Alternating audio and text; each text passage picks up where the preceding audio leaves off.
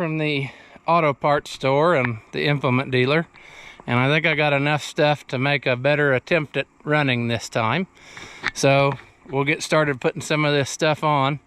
I guess we'll start with battery cables and get that all hooked up. And then I got a carburetor kit to rebuild the carburetor, because like I said in the last video, pretty nasty in there. Hopefully then we can get some fuel through it and it'll come to life on its own.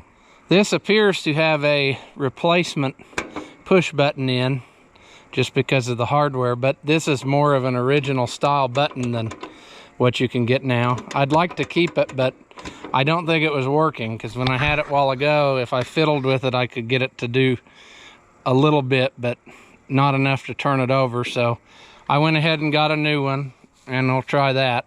Sometimes the new ones aren't much better, but I'm going to put it in for now and see what we get.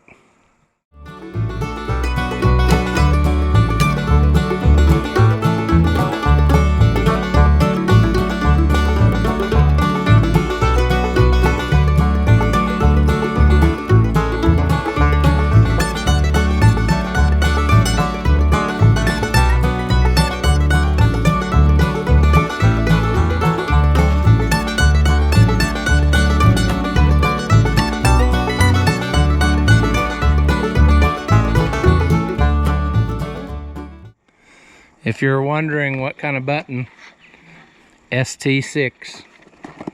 Just get it at your Napa store. Sometimes these are a little better than the cheapo ones you get at Tractor Supply, even though they might probably be made in the same factory. I don't know.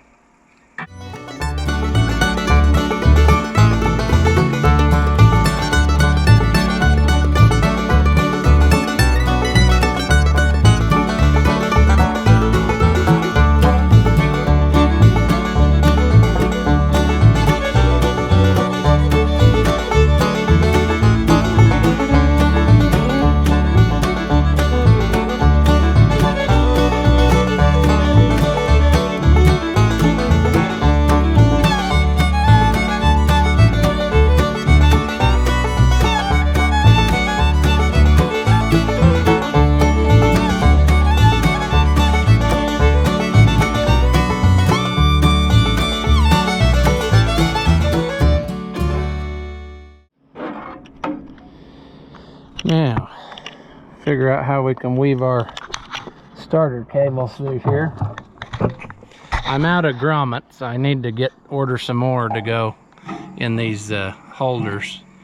So I'll have to come back later and do that. But we'll give it a try and see what we get. There we go.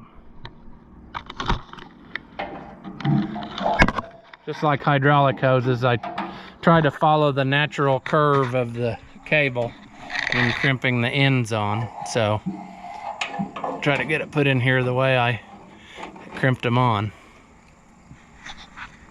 Set you down somewhere.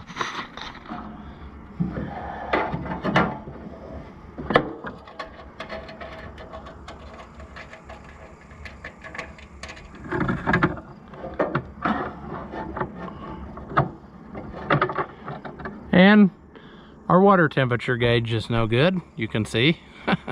So I'll probably just get a new set of gauges from Corvez and be done with this instead of buying one at a time. I know I've got some extra temperature gauges on hand, but we'll see.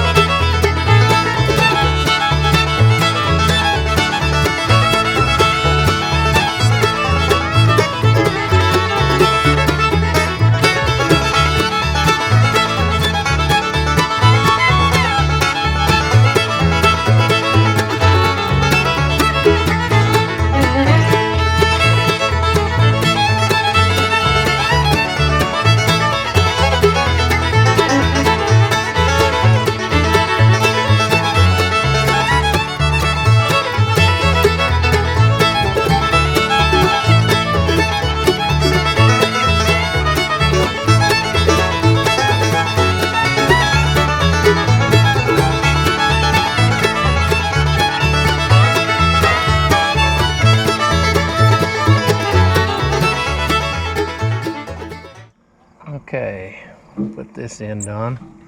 Starter. And like I said, we may end up coming back and changing the routing of everything, because I want to put grommets in these holders or they won't. They'll rub through the cable. And this is about $100 worth of cable, so we don't want to do that.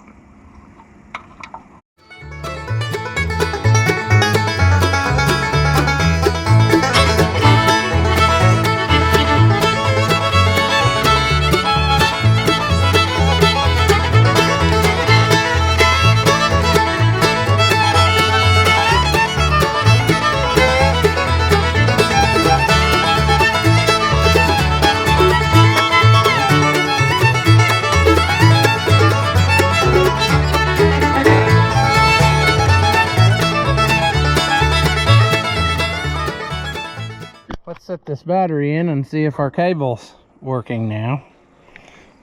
Somebody built this little piece of wood, which I understand why, because I actually have a piece of rubber in the other one, the other 60, because you're right there next to that shaft coming out of the back of the clutch, and if you aren't watching, your battery could start rubbing against there and then end up wearing a hole in it. So I used a thick piece of rubber, but this works too. Somebody built this little fancy wood shelf to straddle it, so we'll put this in there, see what we can get.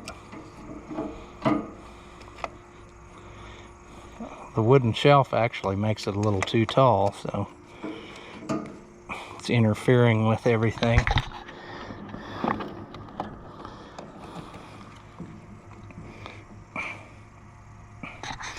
Let's see what we get.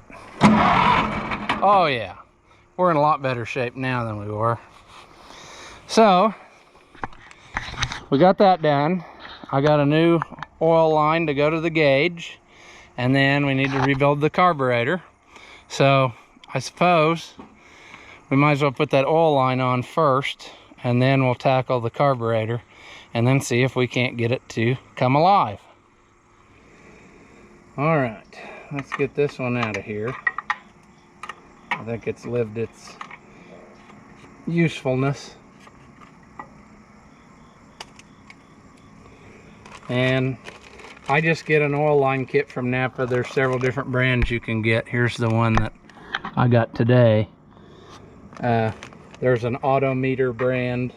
About the same stuff, just different packaging.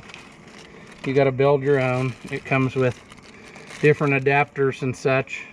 One thing about this kit, which I don't think the Autometer kit has, is it uses this different style end on here where you get more surface. So that might be something to consider if you want to put one of these on something. Oh, we must have made good oil pressure, because it's dripping the whole time now while we're working on it, so that's good.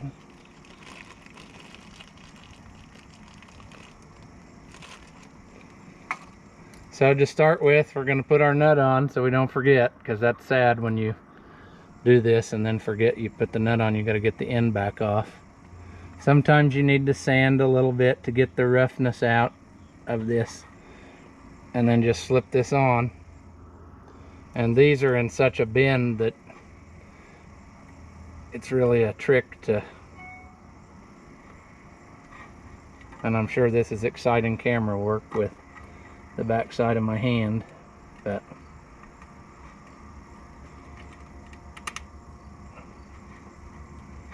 all right, got that started. Oh, look at that, a 10 millimeter, just the right size.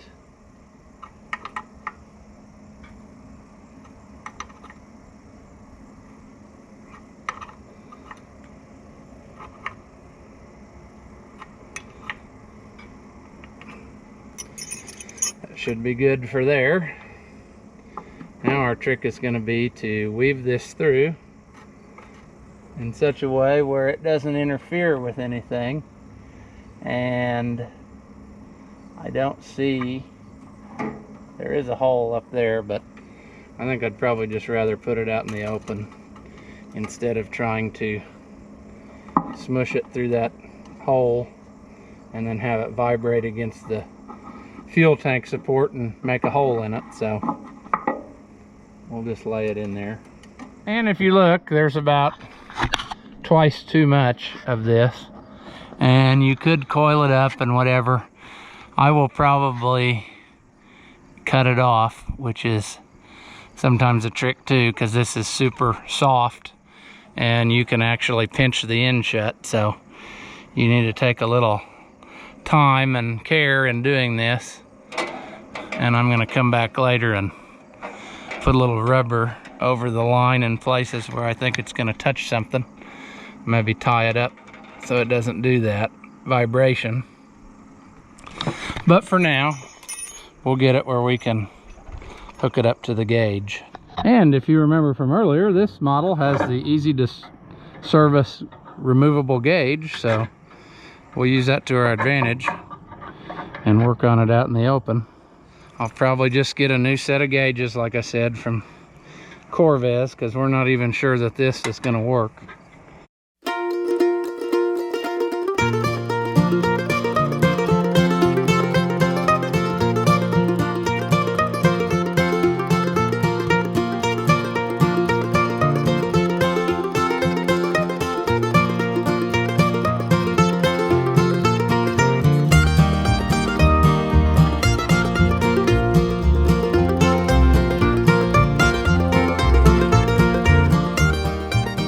Now our big thing, rebuilding this carburetor, and everything is pretty stuck on it, so I had to really work to get the venturi out of the top of the carburetor, and it's just made of like pot metal, so you got to be careful. I do not believe this is the right carburetor for this tractor. Actually, I know it's not, because I think the 60 calls for a TSX 120. This is a TSX 49, I believe. And they must have got it off of something else, like a little case or a Ford or something. It should work. They're all basically the same. A little bit different, but you usually, there's really two sizes of carburetors, a large bowl and small bowl, so the gasket kit and everything will interchange. Sometimes your needle valves and things are made differently, but we can make this work. Well, I think that this is probably going to be it for today, and I'm going to have to let this soak overnight because I'm not having any luck getting out this jet and the needle valve seat. So anyway, it won't mean anything for you because through the magic of editing, it will be right now. Ta-da! Here is a rebuilt carburetor. Let's put it on and see if we can get the tractor to run.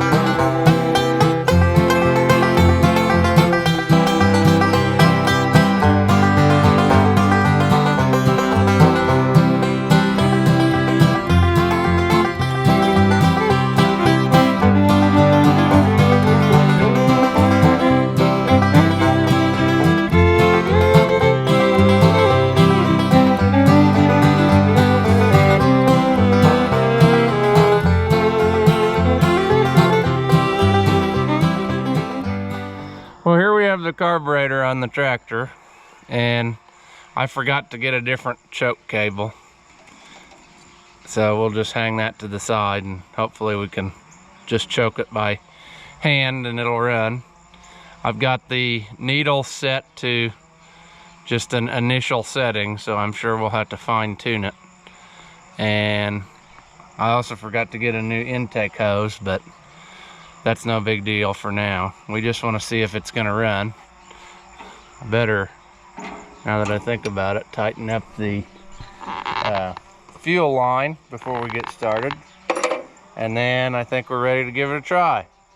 I haven't been back to town yet this morning to get the switch that I ordered and that other stuff I need to go get anyway. So for now, we're just going to use my little rigged wire again and use it as our ignition. And that way, if something goes wrong, we can just wedge it out of there. Oh, look at that. Barely even a touch, and it's running. I'm impressed. I don't think my belt is very good. Pieces are flying at me, but that's pretty good. And the gauge shows oil pressure. So we'll see if we can give it a little.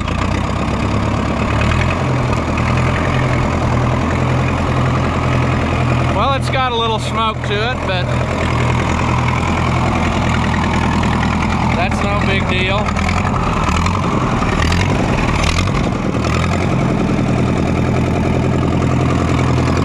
So it needs some adjusting, but we have a running tractor,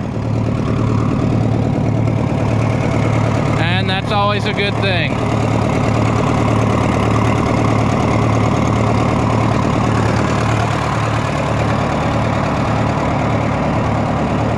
Well, it runs, but I shut it off because I think that we probably should check out the water system and make sure that we still have some coolant in there before we get it too hot.